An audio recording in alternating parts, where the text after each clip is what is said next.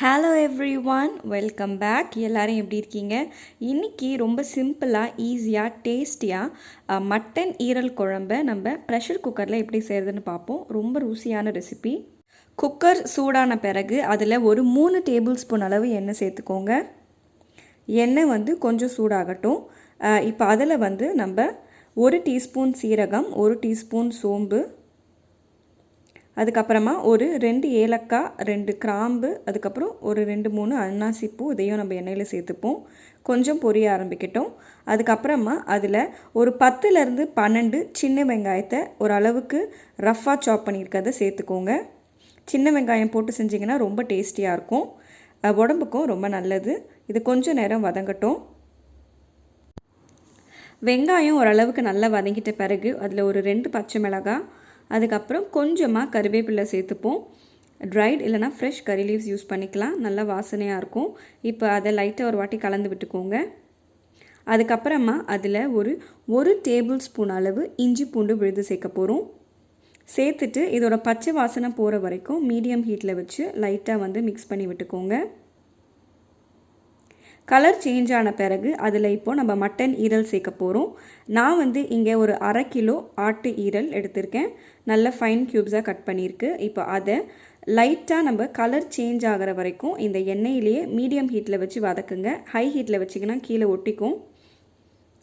So இந்த மாதிரி colour change ஆன பிறகு நம்ம மசாலாஸ் எல்லாமே சேர்த்துப்போம். மசாலாஸ் ரொம்ப பேசிக்கான மசாலாஸ் தான். ஒரு 1/4 டீஸ்பூன் மஞ்சள் தூள், அதுக்கப்புறம் ஒரு டீஸ்பூன் மிளகாய்த்தூள், உங்களுக்கு காரத்துக்கு தேவையான அளவு யூஸ் பண்ணிக்கோங்க. அதுக்கப்புறமா ஒரு டீஸ்பூன் தனியாத்தூள், ஒரு 1/2 டீஸ்பூன் கரம் மசாலா,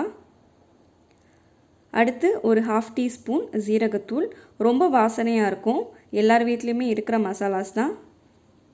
அதுக்கப்புறமா பொட்டேட்டோஸ், உருளைக்கிழங்கு நம்ம சேர்க்க போகிறோம். உருளைக்கிழங்கு ஆப்ஷனல் தான்.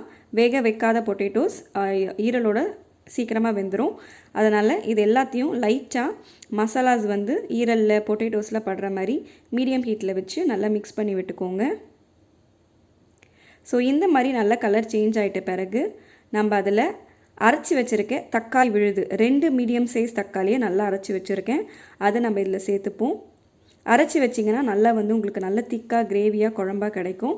தேவையான அளவு உப்பும் சேர்த்துக்கலாம். நான் ஒரு 1/2 டீஸ்பூன் அளவு சேர்த்தேன், கரெக்டாக இருந்தது. இப்போ இதை மீடியம் ஹீட்டில் வச்சே பண்ணுங்கள், இல்லைனா கீழே அடி பிடிச்சிரும்.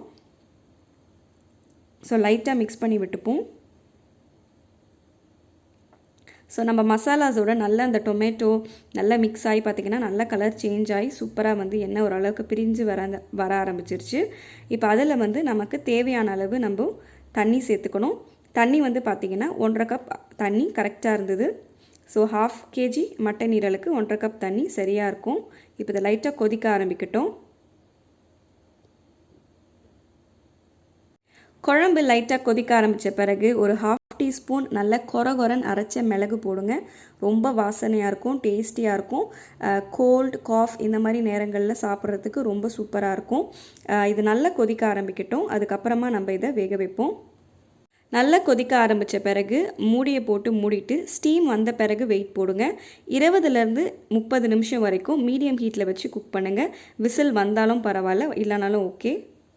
ஸ்டீம் எல்லாம் இறங்கி ப்ரெஷர் ரிலீஸ் ஆன பிறகு திறந்து பாருங்கள். ரொம்ப சூப்பரான நம்மளோட மட்டன் ஈரல் குழம்பு ரெடி ஆயிடுச்சு. ஸோ எவ்வளோ அந்த கலர், அந்த டெக்ஸ்சர் எல்லாமே ரொம்ப பர்ஃபெக்டாக வந்திருக்கு. கண்டிப்பாக இந்த ரெசிபியை ட்ரை பண்ணி பாருங்கள். இதை நீங்கள் இட்லி, தோசை, சப்பாத்தி, பரோட்டான்னு எல்லாத்துக்குமே நீங்கள் ரொம்ப அல்டிமேட்டான காம்பினேஷனாக இருக்கும். கடைசியாக இதில் நம்ம கொஞ்சமாக கொத்தமல்லி சேர்த்துப்போம். ரொம்ப வாசனையாக ரொம்ப டேஸ்ட்டாக இருக்கும். அது கலரே பார்த்திங்கன்னா ரொம்பவே ஃபேண்டாஸ்டிக்காக இருந்தது. இன்ஃபேக்ட் ரைஸுக்கு கூட நீங்கள் வெறுமனே ஒரு அப்பளம் வச்சு பிசைஞ்சு சாப்பிட்டிங்கன்னா ரொம்பவே சூப்பராக இருக்கும். ஸோ கண்டிப்பாக ட்ரை பண்ணி பாருங்கள். இந்த ரெசிபி உங்களுக்கு பிடிச்சிருக்குன்னு நினைக்கிறேன். இது வரைக்கும் நம்ம சேனலுக்கு நீங்கள் சப்ஸ்கிரைப் பண்ணலனா, இப்போ தான் ஃபஸ்ட் டைம் பார்க்குறீங்கன்னா மறக்காமல் சப்ஸ்கிரைப் பண்ணிடுங்க.